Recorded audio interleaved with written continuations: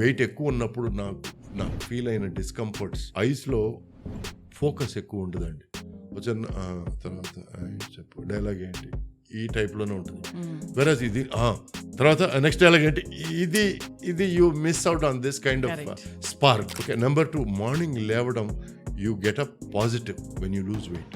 But when your extra weight you start worrying about your knee pain కానీ back pain కానీ.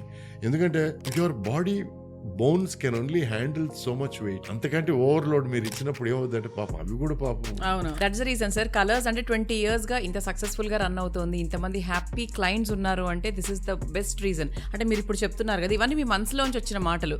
So అంటే మీరు already దాన్ని experience అయ్యారు, మీరు ట్రాన్స్ఫార్మ్ అయ్యారు, you have become more healthy and more handsome. Sir ఎప్పుడైనా అనిపించిందా సార్ మీకు 60 ఏళ్లలో వచ్చింది, నా బుర్రకి ఇది ఒక 40 ఏళ్లకో 30 ఏళ్లకో వచ్చి ఉంటే ఇంకా బాగుండేది కదా? అంటే అప్పుడు కొంచెం చబ్బీగా ఉండేవాళ్ళు కదా సార్, ఇంత సన్నగా మీరు ఎప్పుడు లేరు.